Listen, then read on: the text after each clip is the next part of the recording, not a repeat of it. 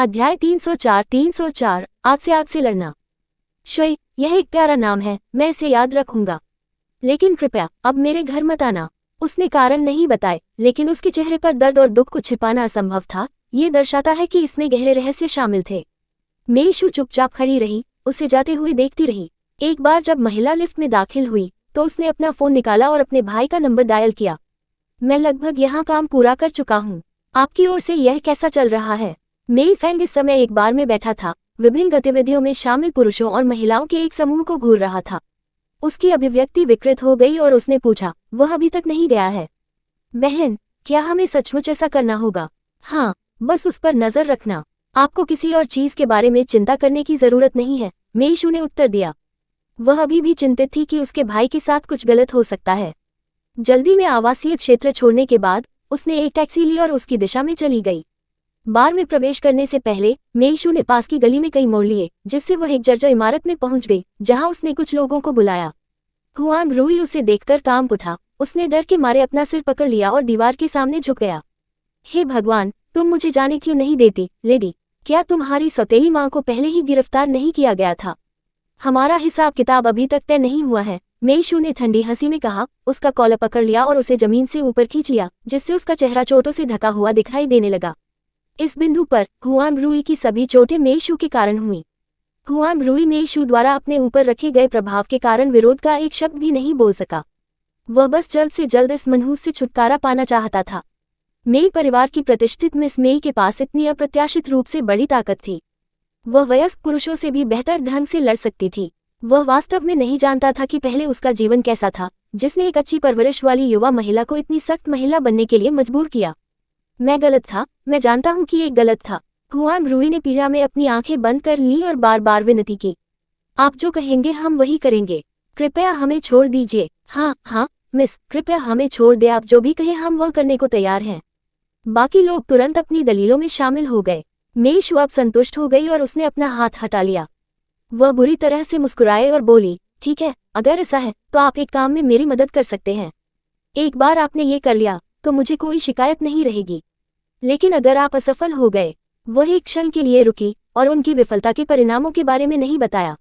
Huang रूई और अन्य लोग किनारे पर थे, लेकिन इससे पहले कि मेईशू विस्तार से बता सके, उन्होंने उसे आश्वासन दिया, मिस, जब तक आप हमें आदेश देते हैं हम इसे पूरा करने का वादा करते हैं। कृपया हमें बताएं कि आपको क्या चाहिए। कुछ समय तक मेईशू के क्रूर शारीरिक टकराव को सहने के बाद उन्होंने विरोध न करना सीख लिया था। उन्होंने स्थानीय गिरोह के सदस्यों से भी मदद मांगी थी, लेकिन ये पता चला कि उनमें से प्रत्येक मेईशू के पराजित अधीनस्थ बन गए थे। बाद में ऐसा लग रहा था कि मेईशू उन लोगों से नाराज थी जिन्हें वे मदद के लिए बुलाते रहे, इसलिए उसने उन्हें पीट कर समर्पण करने के लिए मजबूर कर दिया। उन्होंने अब और लापरवाही से काम करने की हिम्मत नहीं की। लड़की निर्दयी थी और पैसे वाली थी, वे उसके साथ खिलवाड़ बर्दाश्त नहीं कर सकते थे। वे बस जितनी जल्दी हो सके उसके साथ अपने संबंध तोड़ देना चाहते थे। अब जब तक मेईशू उनसे हत्या करने के लिए नहीं कहती, ऐसा कुछ भी नहीं था जिसके लिए वे सहमत नहीं होते। मेईशू उनकी उत्सुकता देख सकती थी और जानती थी कि उसका पिछला बल प्रयोग प्रभावी रहा था। उसने धूर्त मुस्कान के साथ कहा, अच्छा, फिर एक काम में मेरी मदद करो, तुम्हें किसी को पीटना है। आप चाहते हैं कि हम किसे हराएं? हुआंग रूई आश्चर्यचकित थी कि उसने केवल यह अनुरोध किया था, उसे किसे हराने के लिए उनकी मदद की जरूरत थी। मेईशू ने गुस्से में अपने सिर पर थप्पड़ मारा और स्पष्ट कर दिया कि उन्हें उस व्यक्ति को गंभीर रूप से घायल करना था। जिस व्यक्ति को आप पीटने जा रहे हैं वह उस बार में है। मैं आपसे सिर्फ उसके साथ मारपीट करने के लिए नहीं कह रहा हूँ, मैं चाहता हूँ कि वह अक्षम हो जाए। यदि आप असफल होते हैं तो मैं आपको पृथ्वी की छोर तक ढूंढूंगा और आपको भुगतान करूंगा। ये लड़की जरूर अंडरवर्ल्ड से होगी। हुआंग रूई ने परेशान भाव से झुकते हुए कहा, मिस, आप चाहती हैं कि हम इस व्यक्ति से कैसे निपटें? रिहा होते ही वे संभवतः वापस पुलिस स्टेशन नहीं पहुंच सकते, क्या ऐसा हो सकता है? लेकिन जेल में कुछ समय बिताना बहुत बुरा नहीं लगा। कम से कम इससे उन्हें इस युवा महिला का पीछा करने से बचने में मदद मिलेगी। मेईशू ने उन्हें अपनी आवश्यकताओं के बारे में विस्तार से बताया और फिर समूह की हैरान नजरों के बावजूद लापरवाही से चली गई।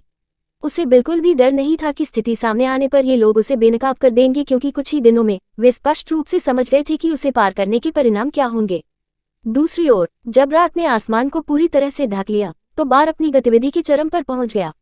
लू मिंग नशे में धुत होकर एक युवा महिला को गले लगाते हुए लड़खड़ाते हुए बार से बाहर निकला। मेई फेंग ने तुरंत फोन के माध्यम से मेईशू को सूचित किया। कोने में छिपे हुए और मुखौटे पहने हुए कई लोगों को संकेत मिला और उन्होंने तुरंत अपना चेहरा ढक लिया। जब लू मिंग पास के एक कोने में आराम कर रहा था तो उन्होंने मौके का फायदा उठाया और उसे एक गली में खींच लिया। जानबूझकर लू मिंग को झूठा दावा करके उकसाया गया कि जिस लड़की के साथ वह था वह उनकी प्रेमिका थी। उन्होंने उसके समझाने का इंतजार नहीं किया और शोर मचाने से रोकने के लिए तुरंत उसका मुंह कपड़े से बांध दिया। अध्याय 305 एक बड़ी गलतफहमी। जब तक लू मिंग को एक बार फिर फटे कपड़े के टुकड़े की तरह गली से बाहर फेंका गया, वह पहले ही हौंफ रहा था। अगली सुबह ही जब एक सड़क साफ करने वाले ने उसे देखा तो उसे बेहोशी से जगाया गया। लू मिंग तेज सिरदर्द के साथ उठा और पिछली रात के नशे और लगातार पिटाई से थकावट ऐसी महसूस हुई मानो उसके ऊपर ऊंची लहरें उठ रही हों। वह धीरे धीरे अपने पैरों पर खड़ा हो गया, लेकिन उसके निचले शरीर से तेज फाड़ने वाला दर्द फैल गया, जिससे उसका संतुलन बिगड़ गया और वह वापस जमीन पर गिर गया। उसकी पैंट खून से लथपथ थी और उस पर काले सूखे खून के धब्बे देखकर वह पीला पड़ गया। क्या हुआ? वह स्तब्ध था और उसकी पैंट पर खून से लथपथ क्षेत्र, जिस पर गहरे भूरे रंग के दाग इतने स्पष्ट रूप से अंकित थे, चौंकाने वाला था। बच्चे, तुम्हें अस्पताल जाना चाहिए, पास से गुजर रही एक चिंतित आंटी ने सुझाव दिया। उसने यह अनुमान नहीं लगाया था कि लू मिंग उसे किनारे कर देगी। लू मिंग ने गुर्राते हुए कहा, मुझे अस्पताल जाने की जरूरत नहीं है, मेरे साथ कुछ भी गलत नहीं है। वह लड़खड़ाते हुए चला गया। उसका चेहरा दर्द से पीला पड़ गया था, लेकिन फिर भी वह जिद करके कैब में चढ़ गया और बिना कुछ कहे घर लौट आया। अपने तलाक के बाद से लू मिंग अपनी मां लिन वेई के साथ रह रहे थे। लिन वेई जल्दी उठने वाले नहीं थे। इस समय दिन ढलने के साथ ही वह अभी भी बिस्तर पर सो रही थी। लू मिंग ने पहले भी कई रातें घर से दूर बिताई थी और लिन वेई को कभी भी अपने बड़े बेटे की परेशानी में पड़ने की चिंता नहीं थी, इसीलिए उसने उसे अभी तक नहीं बुलाया था। जब लू मिंग घर लौटी तो लिविंग रूम में पर्दे अभी भी लगे हुए थे, जिससे सुबह की रोशनी नहीं आ रही थी। वह लड़खड़ाते हुए अपने कमरे में वापस आया। उसका चेहरा इस तरह जम गया मानो उससे पानी टपक रहा हो। धीरे से अपनी पैंट उतारकर उसने खून से सनी त्वचा देखी और उसे साफ करने के बाद उसने खून बहने वाले क्षेत्र की जांच की। उसे पिछली रात के बारे में कुछ भी याद नहीं है, केवल ये कि एक लड़के ने दावा किया था कि वह अपनी प्रेमिका को मार रहा था और फिर उसे पीटने के लिए लोगों का एक समूह लाया। इसमें कितने लोग शामिल थे और वे कैसे दिखते थे, इसका उसे कुछ भी याद नहीं है। हालांकि ये लोग शातिर थे, उन सभी ने उसके सबसे कमजोर स्थान को निशाना बनाया। शराब और दर्द के प्रभाव में वह सुबह तक बेहोश रहा। लू मिंग ने मन ही मन बुदबुदाया, फिर साफ पैंट पहनी और बार में मिले निजी डॉक्टर को बुलाया और उसे आकर उसकी स्थिति की जांच करने के लिए कहा। वहां चोट लगने के कारण उन्हें मूत्र विज्ञान क्लिनिक में जाने का सामना नहीं करना पड़ा। अगर कोई उसे देखता तो उन्हें लगता कि उसके उस हिस्से में कुछ गड़बड़ है। जब डॉक्टर उसके घर पहुंचे, लिन वेई पहले ही जाग चुकी थी और वैनिटी में अपना मेकअप करने में व्यस्त थी। लू मिंग ने गंभीरता से डॉक्टर को अपने कमरे में आमंत्रित किया, दरवाजा बंद कर दिया और अनिच्छा से अपनी पैंट उतार दी। क्या ये किसी ने मारा था? डॉक्टर ने एक ही नज़र में सही उत्तर बता दिया, लेकिन लू मिंग ने घमंड के कारण फिर भी इसका जोरदार खंडन किया। मैंने कल रात बहुत ज्यादा पी ली थी और दुर्घटनावश गिर गया। मैंने तुम्हें मेरा इलाज करने के लिए बुलाया था, किसी मामले को सुलझाने के लिए नहीं। क्या तुम एक जासूस की तरह काम करने की कोशिश कर रहे हो? अपने काम से काम रखो। चूंकि लू मिंग ने इस तरह से बात की, इसलिए डॉक्टर ने अधिक कहने से परहेज किया। उन्होंने घाव की सावधानीपूर्वक जांच की और कहा, यह घाव थोड़ा गहरा है, टांके के लिए अस्पताल जाना सबसे अच्छा होगा। अगर इस तरह के संवेदनशील क्षेत्र में इस तरह का घाव संक्रमित हो जाता है तो इससे गंभीर जटिलताएं हो सकती हैं। मैं अस्पताल नहीं जा रहा हूं, लू मिंग ने तुरंत जवाब दिया। क्या आप एक निजी डॉक्टर नहीं हैं? क्या आप मुझे यहीं टांके नहीं लगा सकते?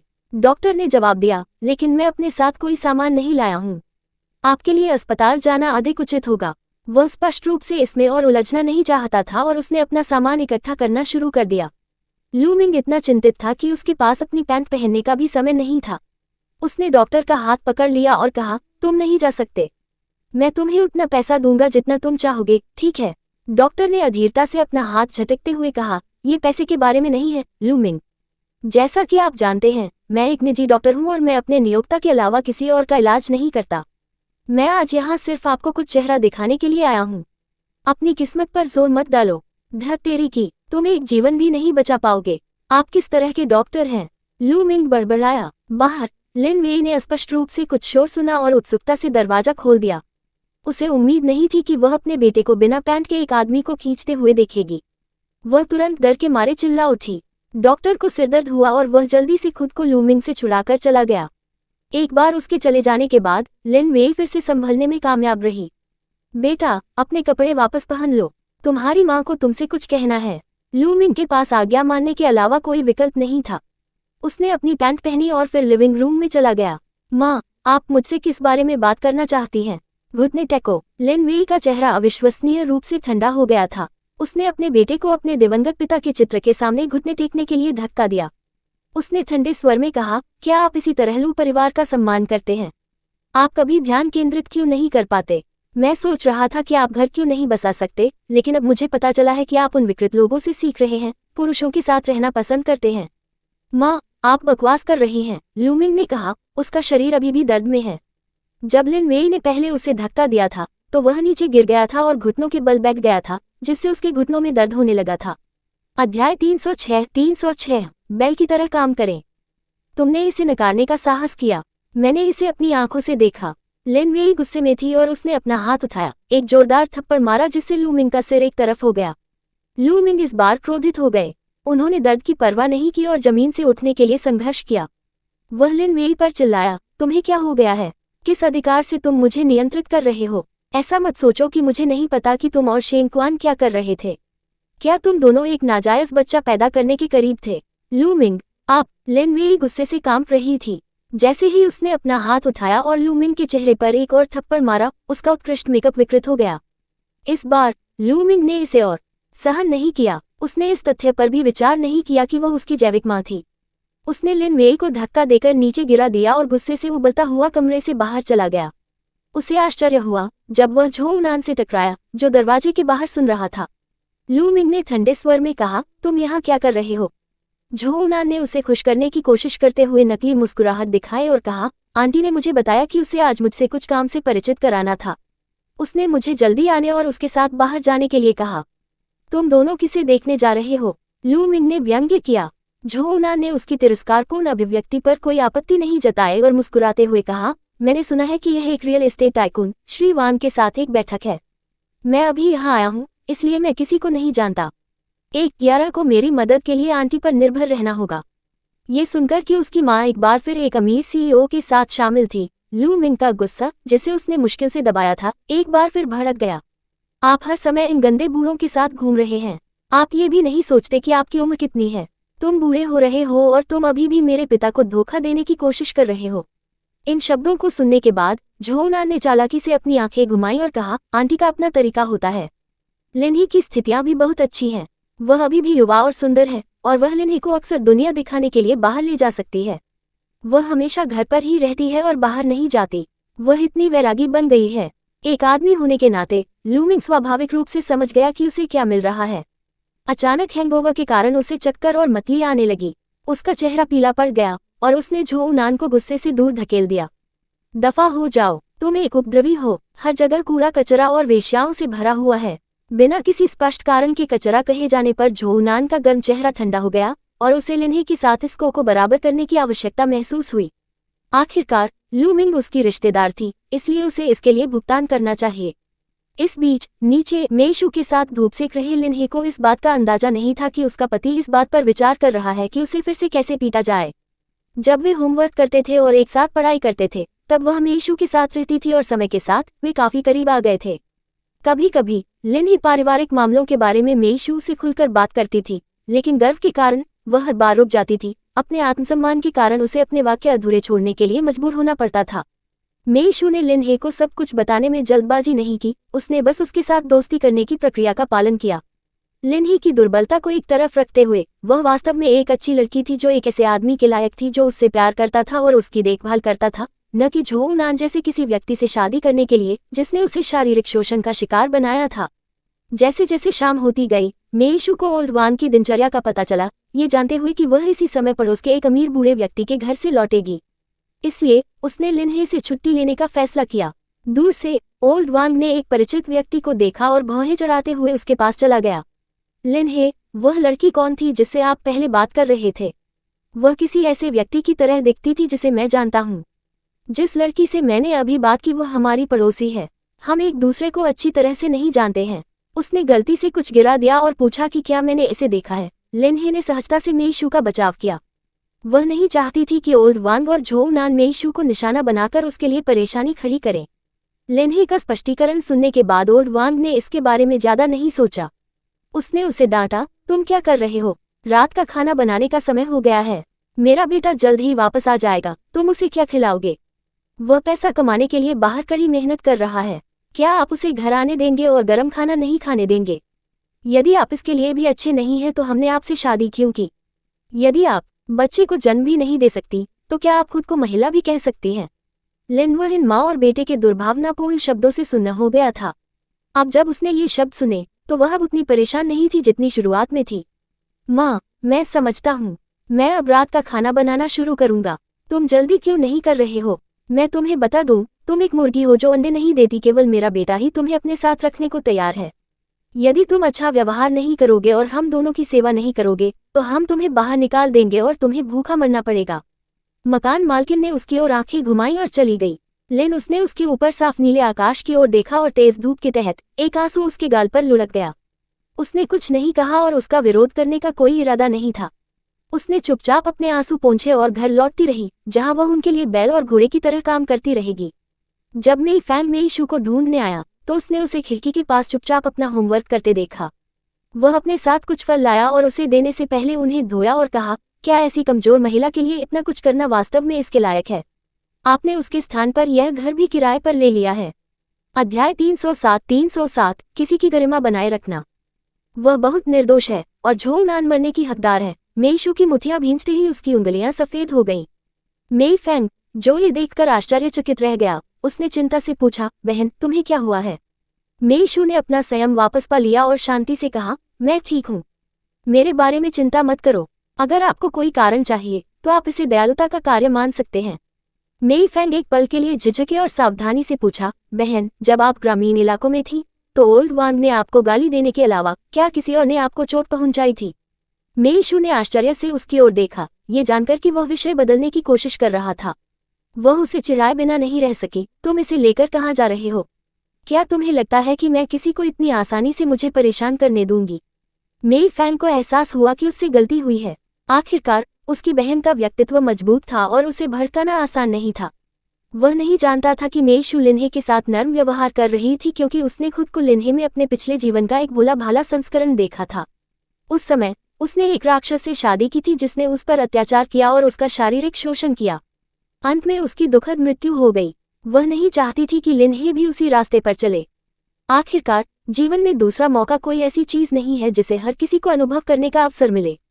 वह सच्चाई को उजागर करना चाहती थी और लिन्हे को उसकी पीड़ा से बचने में मदद करना चाहती थी। पहला कदम लिन्हे के गलत विचारों को ठीक करना था। लिन की इस समय सबसे बड़ी समस्या गर्भधारण करने में असमर्थता को लेकर उसकी चिंता थी, जिसके कारण वह झोंग नान की ऋणी महसूस कर रही थी, जो उसके और उसकी बुरी मां के लिए एक बैल के रूप में सेवा करने को तैयार थी। लेकिन वास्तव में लिन्हे ने कुछ भी गलत नहीं किया था। वास्तव में झोंग नान का लिन्हे के खिलाफ घरेलू दुर्व्यवहार का लंबा इतिहास कानून का उल्लंघन था और उसे इसके लिए भुगतान करना होगा। इस बार मेई फैंग उसके लिए कुछ फल और भोजन लेकर आई थी। बटलर झाओ मेई शू के अकेले रहने के बारे में चिंतित थे और उन्होंने मेई फैंग के लिए थर्मल लंच बॉक्स में उनके कुछ पसंदीदा व्यंजन तैयार किए थे। क्या यानयान और जिंग घर पर आज्ञाकारी हैं? क्या वे अपना होमवर्क ठीक से कर रहे हैं? मेई शू ने खाना खाते समय चिंता के संकेत के साथ पूछा। मेई फैंग ने मुस्कुराते हुए उत्तर दिया, उन दोनों का व्यवहार बहुत अच्छा है। वे हर दिन कर्तव्यनिष्ठा से अपना होमवर्क पूरा करते हैं। यानयान की कुछ दिनों में एक परीक्षा है, भले ही यह एक छोटी सी प्रश्नोत्तरी है। उसे उम्मीद है कि जब वह अच्छे परिणाम प्राप्त करेगा तो आप उसके साथ जश्न मनाने के लिए वापस आएंगे। ये सुनकर मेई शू मुस्कुराए बिना नहीं रह सकी। वह लड़का पहले से ही सोच रहा है कि परीक्षा से पहले कैसे जश्न मनाया जाए। ऐसा लगता है जैसे उसे खुद पर बहुत भरोसा है। मेई फैंग ने संतुष्टि के साथ सिर हिलाया और कहा, मैंने यानयान के हाल के कार्यों की जांच की और वह बहुत अच्छा कर रहा है। मुझे विश्वास है कि उसकी मेहनत रंग लाएगी। और घर में सब ठीक है ना? आपको चिंता करने की जरूरत नहीं है। हमें बस आपकी चिंता है। पिताजी को पता है कि आप अकेले मकान किराए पर ले रहे हैं, लेकिन उन्होंने कुछ नहीं कहा। वह लगातार सुस्त दिख रहा है और कई चीजें उसके नियंत्रण से बाहर हैं। मेई शू ने विनोदपूर्वक टिप्पणी की, क्या आपको लगता है कि जब पिताजी को मां की मृत्यु के बारे में सच्चाई पता चलेगी तो वे इतने क्रोधित होंगे कि वे वानगियों को मार डालेंगे और फिर खुद को मार डालेंगे? बड़ी बहन, यह मजाक करने की बात नहीं है। मेई फैंग ने अपनी भौहें सिकोड़ ली, लेकिन फिर वह पूछने से खुद को नहीं रोक सके, लेकिन मैं काफी उत्सुक हूँ। पिताजी ने वानगियों के साथ मां को धोखा क्यों दिया और उसके साथ उसकी एक बेटी क्यों थी? आप और मैं दोनों सोचते थे कि पिताजी उस समय मां से बहुत प्यार करते थे और अब भी मैं यह नहीं देख सकता कि वह वांग यू को कितना पसंद करते थे। मेई शू ने उत्तर दिया, केवल वांग यू ही गहराई से जानता है। उसने उपहास किया, एक बार जब मैंने सब कुछ पूरा कर लिया तो मैं उससे शुरू से अंत तक सब कुछ कबूल करवाऊंगी। वह वही है जिसने हमारे परिवार को तोड़ दिया और मैं उसे नहीं छोड़ूंगी। बड़ी बहन, तुम बहुत बदल गई हो, मेई फैंग ने अपने दिल की गहराइयों से प्रशंसा की। अब आप हमारी माँ की तरह बनती जा रही हैं, जो मजबूत इरादों वाली और अडिग थी। उस क्षण जब मेई शू ने वे कठोर शब्द कहे थे, मेई फैंग ने आश्चर्यजनक रूप से उसके चेहरे पर अपनी माँ की आत्मा की झलक देखी थी। उनकी माँ एक मजबूत चरित्र वाली महिला थी और अपने पति के अफेयर का पता चलने पर उन्होंने निर्णायक रूप से उसे तलाक दे दिया था, अपने सभी वित्तीय मामलों को सुलझाया और उन्हें प्रभावी ढंग से संभाला। वह सदैव दृढ़ निश्चयी और संकल्पवान थी। और अब मेई शू अतीत में उनकी माँ की तरह उनका अपना अदम्य गौरव था। यहाँ तक कि मेई फैंग, जो हमेशा घमंडी थी, उसकी ओर आकर्षित हुए बिना नहीं रह सके और अपनी गरिमा को किसी के द्वारा नष्ट होने से बचाना चाहती थी।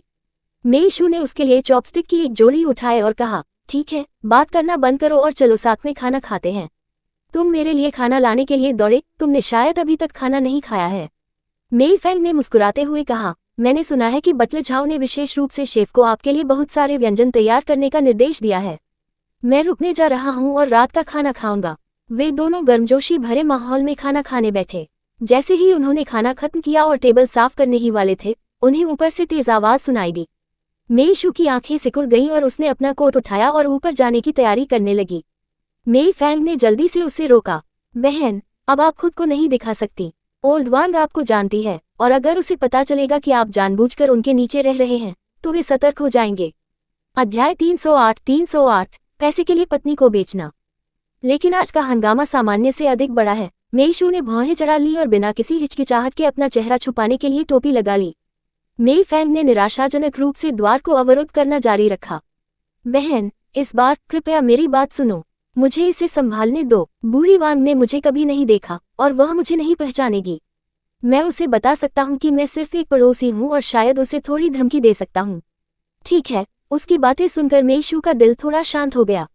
सावधान रहें और यदि कोई परेशानी हो तो उस बदमाश झो उनान के साथ संघर्ष में न पड़ें। सीधे नीचे आओ और मुझे ढूंढो, मुझे पता है कि उससे कैसे निपटना है। ठीक है। मेई फैंग दृढ़ संकल्प के साथ सहमत हुए और फिर अपना कोट पहनकर ऊपर चले गए।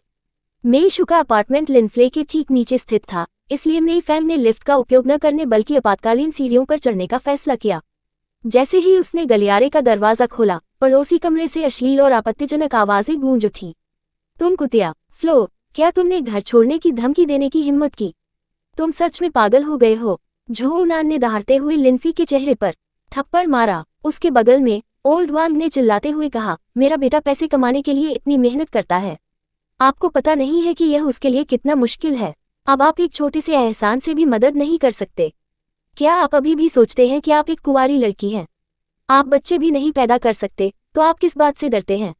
यदि आप श्रीमान के साथ जाते हैं वांग, ऐसा इसलिए है क्योंकि वह आपको महत्व देता है। तुम वैसे भी गर्भवती नहीं हो सकती, तो डरने की क्या बात है? नहीं माँ, कृपया मुझे मत जाने दो, मैं नहीं चाहता। लिनफ्ले की दयनीय चीखें दरवाजे से सुनी जा सकती थी और एक पल के लिए मेई फैंग ने सोचा कि वह इसके खिलाफ चुक रही होगी। अगले ही सेकंड में दरवाजे से एक जोरदार आवाज ने उसके संदेह की पुष्टि कर दी। ये देखते हुए कि लिन वह अनुपालन नहीं करेगा, झो उनान ने उसे अधीनता के लिए मजबूर करने का फैसला किया। उसने उसके बाल पकड़ लिए और बेरहमी से उसका सिर दरवाजे पर पटक दिया। एक ही झटके में लिनहे की दृष्टि धुंधली हो गई और उसके सिर के पीछे तीव्र दर्द के कारण वह कुछ देर के लिए हिलने डुलने में भी असमर्थ हो गई। ये दृश्य देख रही ओल्ड वान को बेचैनी महसूस हुई और उसने तुरंत अपने बेटे का हाथ पकड़ लिया। झो उनान, अभी रुकें, यदि तुमने उसे पीट पीट कर मार डाला तो हम मुसीबत में पड़ जाएंगे। हालांकि झो उनान ने उसकी चिंताओं को खारिज कर दिया। माँ, इतना हंगामा मत करो, मैं लिनहे को अच्छी तरह से जानता हूँ, वह सख्त है और मार झेल सकती है। जब वह होश में आएगी तो हम उसे सबक सिखाना जारी रख सकते हैं। ठीक है। मकान मालकिन वांग ने राहत की सांस ली और फिर चर्चा करने लगी कि लिनहे को कैसे तैयार किया जाए और व्यक्तिगत रूप से उसे श्री वांग के बिस्तर पर भेजा जाए। झो उनान आज श्री वांग से मिलने के लिए लिनवे के साथ गए। वह नाइट क्लब की शानदार सजावट से पूरी तरह से चौंक गए और श्री वांग ने जिस शराब की बोतल का ऑर्डर दिया था उसकी कीमत हजारों में थी। वह हजारों की संख्या में था। हो सकता है कि वह अपने जीवनकाल में कभी भी इतना न कमा पाए। फिर भी श्री वांग ने लापरवाही से उनके पीने के लिए शराब खरीद ली। इससे पता चलता है कि श्रीमान के बीच कितना बड़ा अंतर था। वांग और आम लोग उन्हें पसंद करते हैं। झोउनान के कुछ गुप्त उद्देश्य थे। उसे एहसास हुआ कि मिस्टर वांग एक लंपट आदमी था, इसलिए उसके पास धन के बदले में लिनही को श्री वांग के बिस्तर पर भेजने की योजना थी। उन्होंने आज मिस्टर वांग के साथ शराब पीकर अच्छा समय बिताया और मिस्टर को दिखाने का संकेत भी दिया लिनही की एक तस्वीर। वांग वह बूढ़ा लचा उस पल मोहित हो गया जब उसने लिनही का चेहरा और उसका हॉट फिगर देखा। झोउनान को तुरंत लगा कि उसकी योजना काम कर सकती है, इसलिए वह वापस आया और आगे चर्चा करने के इरादे से लिनही को स्थिति के बारे में बताया। किसने सोचा होगा कि यह महिला अपनी जगह नहीं जानती होगी और यहाँ तक कि श्री वांग के साथ जाने से इनकार करते हुए गुणी और पवित्र होने का दिखावा भी करेगी। क्या उसने सोचा कि वह कुछ खास है? इन दिनों अगर कोई पुरुष उसे चाहता है तो उसकी जैसी सस्ती महिला भाग्यशाली होती है। अब जब अंततः उसे अच्छी कीमत पाने का मौका मिला तो वह इनकार कर रही थी। उसने सोचा कि वह पिटाई के लिए कह रही है। वह उसके प्रति बहुत उदार था। मेई फेंग ने बाहर से हंगामा सुन लिया था और अब और सहन नहीं कर सका, इसलिए उसने उनका दरवाजा खटखटाया। झोउनान का अमीर बनने का सपना अचानक टूट गया और वह शाप देकर दरवाजा खोलने के लिए चला गया। तुम कौन हो? इतनी रात को हमारे दरवाजे पर दस्तक दे रहे हो? क्या तुम पागल हो? सावधान रहो, मैं तुम्हें मारूंगा। मेई फेंग ने गहरे भाव से उसे देखा, जिससे झोउनान की खोपड़ी में झुनझुनी होने लगी। इससे पहले कि वह धीरे से बोलता, तुम लोग बहुत जोर से बोल रहे हो। मेरे घर में एक छात्र है जो कॉलेज प्रवेश परीक्षा देने वाला है। यदि आप शांत नहीं हुए तो मैं पुलिस को बुलाऊंगा और शांति भंग करने के लिए आपके खिलाफ रिपोर्ट करूंगा। अरे तुम कौन हो? अगर तुम में हिम्मत है तो आगे बढ़ो और पुलिस को बुलाओ। क्या तुम्हें पता है कि हमारा समर्थन कौन कर रहा है? बूढ़ी वांग ने गुस्से से भरकर अपनी आस्तीन ऊपर चढ़ा ली और मेई फेंग को धक्का देने ही वाली थी। हालांकि उनका परिवार श्रीमान की संपत्ति के स्तर तक नहीं पहुंच पाया था। वांग धनी व्यापारी थे। वे अब श्री वांग को अपने समर्थन के रूप में देखते थे और वे अपने शब्दों और कार्यों में अधिक अहंकारी और दबंग हो गए थे। मेई फेंग ने उसे बुरी नज़र से देखा। मुझे परवाह नहीं है कि तुम्हारे पीछे कौन है। मैं तुम्हें एक बात बताऊंगा। आपको याद रखना चाहिए कि इस समुदाय में रहने वाले लोग या तो अमीर हैं या अच्छी तरह से जुड़े हुए हैं। मैं देख रहा हूं कि आप अभी अभी यहाँ आए हैं। आप जैसे ग्रामीण इलाकों के लोग स्पष्ट रूप से नियमों को नहीं जानते हैं। लिन शहर में बर्फ का एक गिरता हुआ टुकड़ा भी किसी अमीर या प्रभावशाली व्यक्ति को छू सकता है। क्या आपको लगता है कि कोई आपकी सुरक्षा कर सकता है? अध्याय 309 देर रात पीछा करना। जैसा कि अपेक्षित था, मकान मालकिन वांग उसके शब्दों से डर गई थी और उसकी आंखें घूम गईं क्योंकि उसने कुछ भयावह सोचा था। झोउनान, जो अभी भी गुस्से में था और उसके पास शुरू में कोई सामान्य ज्ञान नहीं था, मेई फेंग के शब्दों से डरा नहीं था। उन्होंने मेई फेंग की ओर इशारा किया और शाप दिया, तुम कौन हो जो यहाँ घुस आए और मुझ पर हावी हो गए? मेरे परिवार के मामलों से तुम्हारा कोई लेना देना नहीं है। अगर तुम्हें पता है कि तुम्हारे लिए क्या अच्छा है तो तुम अभी चले जाओ, नहीं तो मैं तुम्हें भी पीट दूंगा। बेटा, वांग मकान मालकिन ने तुरंत अपने बेटे को रोका, जो बिना संयम के बोल रहा था, और अधिक मिलनसार रवैये के साथ मेई फेंग की ओर मुड़ी। श्रीमान, कृपया हमारे पारिवारिक मामलों के बारे में चिंता न करें। आप जा सकते हैं, निश्चिंत रहें, हम सावधान रहेंगे कि आपको परेशान न करें। माँ, झोउनान को शर्मा रही थी कि उसकी माँ किसी और के सामने अपना सिर झुका रही थी। उसने तुरंत विरोध किया, तुम उससे क्यों डरते हो? मत भूलो, हमारे पास मिस्टर वांग है जो हमारा समर्थन कर रहे हैं। मिस्टर वांग के पास इतना पैसा है कि वह ये सब खर्च नहीं कर सकते। उनके जैसे छोटे फ्राई से निपटना आसान है। झोउनान, इस तरह बात मत करो। मकान मालकिन वांग ने चिढ़कर अपने बेटे को अपने पीछे खींच लिया। श्रीमान, मुझे जो कुछ भी कहना चाहिए मैंने कह दिया है। मैं अभी काफी व्यस्त हूँ, इसलिए कृपया चले जाइए। निश्चिंत रहें, हम आपको असुविधा नहीं देंगे। बोलने के बाद मकान मालकिन वांग ने जल्दी से दरवाजा बंद कर दिया। मेई फेंग झांकने के छेद से बचकर सीढ़ी की ओर चला गया। वह तुरंत वहां से नहीं निकला और तब तक इंतजार करता रहा जब तक अंदर से हाथापाई की आवाजें बंद नहीं हो गईं। तभी उसे वापस जाकर मेई शू को रिपोर्ट करने के लिए पर्याप्त सुरक्षित महसूस हुआ। क्या तुमने उसे देखा? मेई शू ने विस्तार से बहुत ध्यान से पूछा। उसे चिंता थी कि मेई फेंग के लौटने के बाद वह जानवर अपनी हिंसा जारी रख सकता है। मेई फेंग ने सिर हिलाया और उसे आश्वस्त किया, मैंने उसे देखा था। वह अभी भी होश में है और ऐसा लगता है कि उनके पास उसके लिए अन्य योजनाएं हैं। वे उसे बहुत अधिक नुकसान नहीं पहुंचाएंगे क्योंकि वे श्रीमान के पास एक पिटी हुई महिला को नहीं भेजना चाहते हैं वान का स्थान। ये समझ में आया। मेई शू को गहरी चिंताएं थी और उसे लगा कि वह सहज नहीं रह सकती। लिनही को देखकर उसे अपने पिछले जीवन की याद आ गई, जिससे वह लगभग आवेगी हो गई। उसने खुद को शांत करने के लिए कुछ गहरी सांसें ली और कहा, आज बहुत देर हो गई है, आपको अभी वापस जाना चाहिए। बाकी सब मुझ पर छोड़ दो। मेई फेंग ने झिझकते हुए कहा, बहन, मैं यहाँ तुम्हारे साथ रह सकता हूँ। जियो जिंग और यानयान यही चाहते हैं। वे तुम्हारे उस विकृत व्यक्ति के तहत अकेले रहने को लेकर बहुत चिंतित हैं और तुम गारंटी नहीं दे सकते कि तुम ओल्ड वांग से नहीं मिलोगे। अगर उसे पता चल गया तो तुम खतरे में हो सकती हो।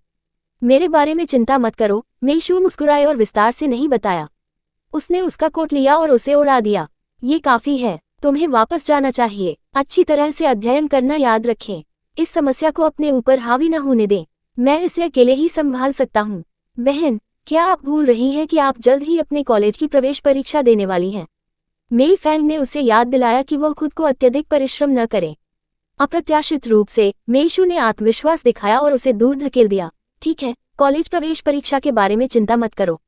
मुझे पता है कि मैं क्या कर रहा हूँ। यह मुद्दा मेरे भविष्य में बाधा नहीं बनेगा। उस स्थिति में मैं चला जाऊंगा। मेई फैंग अनिच्छा से सहमत हुए। उसे बेचैनी महसूस हुई, लेकिन मेशू ने पहले ही दरवाजा खोल दिया और उसे बाहर निकाल दिया। मुझे अभी भी कुछ अभ्यास पेपर पूरे करने हैं। बस आगे बढ़ें और सुनिश्चित करें कि आप सुरक्षित घर पहुंच जाएं। घर पहुंचने पर मुझे एक संदेश भेजें और मैं लंच बॉक्स स्वयं साफ कर दूंगा। आप इसे कल वापस ले सकते हैं। ठीक है। मेई फैंग आगे बहस नहीं कर सके और चले गए। जैसे ही वह आवास परिसर से बाहर निकला, उसे लगा जैसे उसका पीछा किया जा रहा है, लेकिन हर बार जब वह अचानक मुड़ता तो वह किसी को नहीं देख पाता। मेई फैंग को संदेह हुआ और उन्होंने आवास परिसर नहीं छोड़ा। इसके बजाय उसने कई चक्कर लगाए और ये सुनिश्चित करने के बाद कि वह पीछा करने वाले से पूरी तरह से छुटकारा पा चुका है, उसने खुद को एक छायादार स्थान में छुपा लिया। वह लंबे समय तक नहीं छिपा था जब उस स्थान पर एक संदिग्ध व्यक्ति दिखाई दिया जिस पर उसने हाल ही में कब्जा किया था। मौका देखकर मेई फैंग ने पीछे से हमला किया और उस व्यक्ति को दीवार से चिपका दिया। वह खतरनाक तरीके से गुर्राया, तुम कौन हो? तुम मेरा पीछा क्यों कर रहे हो? उस व्यक्ति को यह उम्मीद नहीं थी कि एक किशोर इतना चुनौतीपूर्ण होगा। उसने अपनी आंखों में तिरस्कार का भाव झलकाया और धमकी दी, बेहतर होगा कि तुम मुझे अभी छोड़ दो या 11 अपना चेहरा काट कर खेल दो। मेई फैंग उस व्यक्ति की धमकियों से डरे नहीं और उसे गर्दन से पकड़े रहे। उसने सख्ती से मांग की, बोलो, तुम मेरा पीछा क्यों कर रहे हो? जैसे ही प्रश्न बोला गया, उस आदमी की आंखों में खतरा चमक उठा। उसने चाकू लहराया और मेई फैंग पर हमला कर दिया। मेई फैंग समय रहते चकमा खा गए। ब्लेड उनके गाल से मात्र सेंटीमीटर दूर रह गया। अगर वह थोड़ी देर बाद प्रतिक्रिया करता तो उसका चेहरा जख्मी हो जाता। तुम चाकू ले जा रहे हो? मेई फैंग सच्चाई का पता लगाने के लिए दृढ़ थे और उन्होंने उस आदमी से नंगे हाथ लड़ना शुरू कर दिया। जल्द ही उसकी बांह पर ब्लेड से कट लग गया, लेकिन मेई फैंग ने उस आदमी को दूर जाने से मना कर दिया। इसके बजाय उसने पास का एक बड़ा पत्थर उठाया और उस आदमी पर फेंक दिया। इस समय उसके दिमाग में जो कुछ बचा था वह उस व्यक्ति को आसानी से भागने न देने का दृढ़ संकल्प था। अध्याय 310 घात। यदि यह व्यक्ति बस उसे निशाना बना रहा होता तो मेई फैंग राहत की सांस ले सकता था। हालांकि यदि व्यक्ति मेई शू के पीछे था तो मेई फैंग को उसके असली इरादों को उजागर करना होगा। उस आदमी की कलाई पर अचानक एक ईंट लगी जिससे उसे दर्द हुआ और उसने तेज आवाज के साथ अपना खंजर गिरा दिया। मेई फैंग ने निर्णायक रूप से खंजर उठाया और उसे आदमी के गले पर दबा दिया और धमकी देते हुए कहा, बोलो, तुम क्या चाहते हो? उस व्यक्ति ने प्रबल होने की उम्मीद नहीं करते हुए मेई फैंग को एक जोरदार किक देने के लिए अपना पैर उठाया, लेकिन उसने यह अनुमान नहीं लगाया था कि मेई फैंग, ये दिखने में कम उम्र का लड़का, वास्तव में चाकू चलाने की हिम्मत करेगा। उसने अभी अभी अपना पैर उठाया था और ब्लेड से उसकी त्वचा कट चुकी थी। अचानक चुभने वाला दर्द उस पर हावी हो गया और एक पल में डर ने उसे घेर लिया। उसने आगे बढ़ने की हिम्मत नहीं की और जल्दी से दोनों हाथ उठाकर आत्मसमर्पण कर दिया और कहा, छोटे लड़के, तुमने मुझे चाकू मारने की हिम्मत कैसे की? मैं तुम्हें बता दूं, भले ही तुम मुझे मार डालो, तुम बच नहीं पाओगे। पब फ्यूचर विज्ञापन। बोलना। मेई फैंग उसके साथ बात करने में समय बर्बाद नहीं करना चाहता था। उसने ब्लेड को थोड़ा और आगे बढ़ाया और घाव से अधिक खून बहने लगा। वह आदमी डर के मारे हाँफने लगा। ठीक है, मैं तुम्हें बताऊंगा। मुझे बस ऐसा करने के लिए भुगतान किया गया था। तुम्हें किसने भुगतान किया? तुम्हें क्या करने के लिए भुगतान किया गया था? मेई फैंग की आंखों में बर्फीला तूफान उमड़ रहा था, जो इतना ठंडा था कि किसी का भी खून जम जाए। वह आदमी डर से कांप रहा था, जोर से निगल रहा था और हकला रहा था, मुझे ये भी नहीं पता कि बॉस कौन है। हमने केवल ऑनलाइन संचार किया था, लेकिन मैं आपको बता सकता हूँ, आप मेरा प्राथमिक लक्ष्य नहीं थे। बॉस ने मूल रूप से मुझे एक युवा लड़की का पीछा करने का निर्देश दिया था, लेकिन जब उसने तुम्हें कमरे में प्रवेश करते देखा तो उसने मुझे तुम्हारा पीछा करने और तुम्हारी पहचान का पता लगाने का आदेश दिया। ये सुनकर मेई फैंग का चेहरा ठंडा पड़ गया। उसका सबसे बड़ा डर आखिरकार सच हो रहा था। और तब मेरा पीछा करने और मेरी पहचान जांचने के बाद बॉस आपसे क्या करवाना चाहता था? मुझे नहीं पता। वह आदमी दुखी चेहरे के साथ विनती करने लगा। क्या आप कृपया चाकू को दूर रख सकते हैं? इस चीज को मेरे गले के पास रखना मजेदार नहीं है। यदि आप वास्तव में किसी की जान लेते हैं तो आपका भविष्य खत्म हो जाएगा। मैं तुम्हें एक और मौका दूंगा। ध्यान से सोचो कि तुम्हें और क्या करना चाहिए था, मेई फैंग ने ब्लेड को करीब ले जाते हुए कहा। वह आदमी अचानक चिल्लाया, कृपया मुझे मत मारो, मैं तुम्हें सब कुछ बताऊंगा। बॉस चाहता था कि मैं लड़की का पता लगाऊं और देखूं कि वह स्कूल के बाद कहाँ जाती है। फिर मैं आपके पीछे पीछे इस आवासीय परिसर तक आया। मैंने सोचा कि वह आज बाहर नहीं आएगी और उसका पीछा करने की कोई आवश्यकता नहीं थी, लेकिन मुझे उम्मीद नहीं थी कि आप उसके कमरे में प्रवेश करेंगे। बॉस ने मुझे तुम पर नजर रखने का आदेश दिया, ये देखने के लिए कि तुम दोनों कमरे के अंदर क्या कर रहे हो, और वह चाहते थे कि मैं पता लगाऊं कि तुम वास्तव में कौन हो। मेई फैंग ने अपनी आंखें सिकोड़ ली और कहा, आपने उससे कैसे संपर्क किया? आपका फोन कहाँ है? मुझे दिखाओ। उस आदमी ने, जिसके पास कोई अन्य विकल्प नहीं था, अनुपालन किया। उसने अपना फोन अपनी जेब से निकाला, एक संपर्क पाया और स्क्रीन को मेई फैंग की ओर घुमा दिया। यहाँ, ये वही व्यक्ति है। कृपया चाकू को जल्दी से हटा दो, आगे जाने पर मैं मारा जाऊंगा। मेई फैंग ने आखिरकार उस आदमी को जाने दिया, फोन उठाया और स्क्रीन की ओर देखा। दूसरा व्यक्ति स्पष्ट रूप से बना फोन का उपयोग कर रहा था, उसकी बहुत कम व्यक्तिगत जानकारी उपलब्ध थी। मेई फैंग ने इसे याद करने के इरादे से कुछ देर तक संख्या पर नजर डाली, लेकिन अचानक ऊपर से भारी अंधेरे ने उसे घेर लिया। इसके तुरंत बाद उसके सिर के पीछे से हल्का दर्द फैल गया और वह एक पल में बेहोश हो गया। जब उसने फिर से अपनी आंखें खोली तो उसे केवल ऊपर अपरिचित सफेद छत दिखाई दी। आखिरकार आप जाग गए। बिस्तर के पास से एक परिचित आवाज आई। मेई फैंग ने अपना सिर थोड़ा घुमाया और देखा कि मेई शू जल्दी से वह सेब नीचे रख रही थी जो वह खा रही थी। वह डॉक्टर को बुलाने के लिए बिस्तर के पास बटन दबाने के लिए दौड़ी। मेई फैंग ने किसी कारण से उसकी बांह पकड़ ली। उसी क्षण उसके मन में तीव्र वेदना महसूस हुई और उसे एक बहुत ही अपरिचित दृश्य दिखाई देने लगा। उस दृश्य में मेई शू मुरझाई हुई लग रही थी, चुपचाप अस्पताल के बिस्तर पर लेटी हुई थी जैसे कि वह मर गई हो, और वह व्हीलचेयर पर बैठा शीशे से कमरे में देख रहा था। उसने धीरे से अपना सिर नीचे किया और देखा कि उसके निचले अंग खाली थे। अहम, उसकी छाती में अचानक खून और ऊर्जा की लहर दौड़ने से उसका चेहरा एक पल में पीला पड़ गया। वह जोर जोर से खांसने के लिए बिस्तर पकड़कर झुक गया।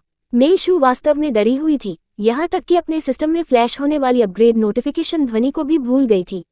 उसने जल्दी से डॉक्टर को बुलाया। मेई फैंग का रंग स्पष्ट रूप से राख धूसर हो गया था, जैसे कि उसे कोई ऐसी बीमारी हो गई हो जिसका इलाज न हो। डॉक्टर जल्दी से पूरी जांच करने के लिए आए और मेई शू को शांति से आश्वस्त किया।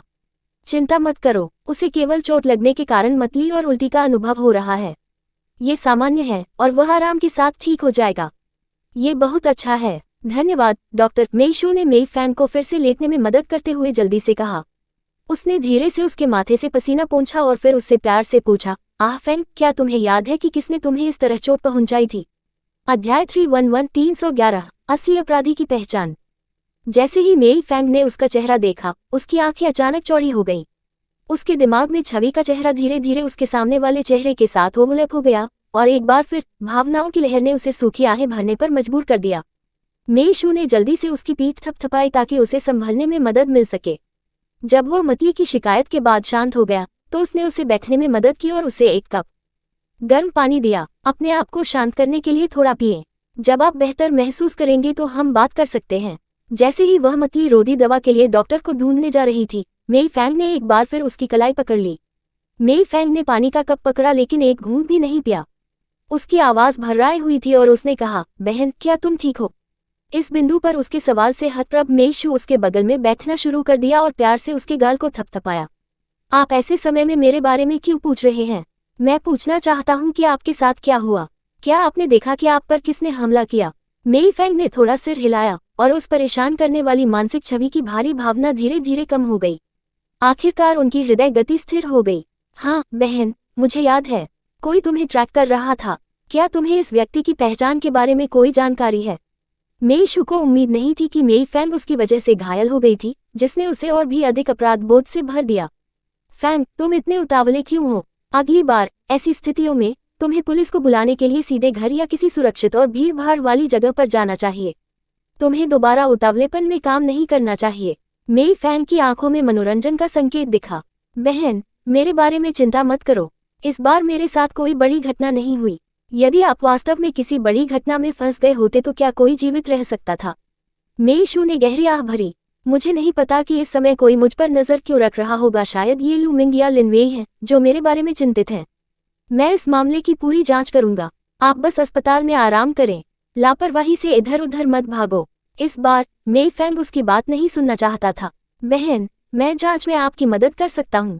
डॉक्टर ने कहा है कि आपको बिस्तर पर आराम करने की जरूरत है। क्या आप दीर्घकालिक परिणाम भुगतना चाहते हैं? मेई शू ने उसे आराम देने की कोशिश करते हुए उसके ऊपर कंबल फैला दिया। चिंता मत करो, मेरे पास इस मामले की जांच करने का एक तरीका है। तुम्हें मेरे बारे में चिंता करने की जरूरत नहीं है। मेई फेंग और अधिक कहना चाहते थे, लेकिन मेई शू ने उन्हें चुप करा दिया। ठीक है, आप अब तक बेहोश हैं। मुझे यकीन है कि आप भूखे हैं। एक अंकल झाओ ने आपके लिए कुछ मांस का दलिया तैयार किया था। इसे थोड़ा ठंडा होना चाहिए था। आप कुछ पी सकते हैं और फिर कुछ और आराम कर सकते हैं। ठीक है, मेई फेंग ने अंततः अनुपालन किया। वह अपनी बड़ी बहन के निर्देशों का विरोध नहीं कर सका। उसकी बहन होने के नाते मेई शू के पास उस पर एक अंतर्निहित अधिकार था, जिसने इस विशिष्ट निर्णायक व्यक्ति को भी उसकी उपस्थिति में आज्ञाकारी और अच्छा व्यवहार करने वाला बना दिया। आधी कॉन्गी पीने के बाद उसका चक्कर आना कुछ देर के लिए कम हो गया। मेई फेंग को कुछ महत्वपूर्ण याद आया और वह मेई शू को बताना चाहता था, वैसे मुझे उस व्यक्ति के पीछे के मास्टरमाइंड की संपर्क जानकारी मिल गई जो आपको अपने फोन पर ट्रैक कर रहा था। शायद यह आपके लिए उपयोगी होगा। ये सुनकर मेई शू की आंखें चमक उठी। यह क्या है? क्या तुम्हें याद है? मेई फेंग ने सिर हिलाया और कुशलता से एक फोन नंबर सुनाया। मेई शू ने खतरनाक तरीके से तिरछी नजरें झुकाईं और मेई फेंग को आराम करने का निर्देश दिया। उसने वार्ड छोड़ दिया और अपने आसपास का ध्यानपूर्वक निरीक्षण किया, ये सुनिश्चित करते हुए कि कोई उसका पीछा नहीं कर रहा है। फिर वह एक खाली कमरे में दाखिल हुई और नंबर की जांच करने के लिए अपना फोन निकाला। जैसा कि अपेक्षित था, नंबर एक अपंजीकृत बना फोन था, लेकिन मेई शू के पास एक से अधिक चालें थीं। उसने अपने स्वनिर्मित सॉफ्टवेयर में नंबर इनपुट किया और जल्द ही मानचित्र पर एक अत्यंत सटीक स्थान दिखाई दिया। मेई शू ने व्यक्ति के सटीक स्थान की पुष्टि करने के लिए मानचित्र को बड़ा किया। उसे आश्चर्य हुआ जब आइकन का स्थान उसके अपने स्कूल को दर्शाता था। उसने अपना फोन जेब में डाला और ठंडे भाव से मुस्कुराई। दोपहर में मेई शू स्कूल लौट आई। उसके दिल में पहले से ही एक संदेह था। अब उसे बस अपने संदेह की पुष्टि के लिए स्कूल खत्म होने तक इंतजार करना था। इस अवधि के दौरान उसने कई छुट्टियां लीं, लेकिन उसके ग्रेड पर कोई प्रभाव नहीं पड़ा। शिक्षकों ने उससे केवल कुछ शब्द कहे और उसे छोड़ दिया। जैसे ही मेई शू कार्यालय से बाहर निकली, उसकी मुलाकात पसीने से लथपथ ली जेन से हुई, जिसके हाथ में बास्केटबॉल था। उसने उसका रास्ता रोक लिया और उसे उदासीनता से घूरने लगी। पास के कुछ लड़कों ने तुरंत छेड़खानी शुरू कर दी। ओह, क्या हमारी देवी मेई का हृदय परिवर्तन हो गया है और वह हमारे सुंदर ली जेन के प्यार में पड़ गई है। दुर्भाग्य से ली जेन को अब आप में कोई दिलचस्पी नहीं है। क्या आप लू शेन के प्रति निष्पक्ष हैं, जो आपसे इतना प्यार करता है? अरे, आप ऐसा नहीं कह सकते। लू शेन अब अपनी कक्षा के झोली के शौकीन हैं। हमारी देवी मेई अब अवांछित हैं। इन लोगों का ली जेन के साथ घनिष्ठ संबंध था और जब मेई शू के प्रति उनका रवैया बदल गया तो उन्होंने उनका पक्ष ले लिया। वे मेई शू का मजाक उड़ाने के इस अवसर का लाभ उठा रहे थे। मेई शू ने उन पर नजर भी नहीं डाली। उसने केवल ठंडे भाव से ली जेन को देखा। मुझे आपसे अकेले में बात करने की जरूरत है। आप में से बाकी लोग स्क्रैच कर सकते हैं। Subscribe for latest updates and more similar stories.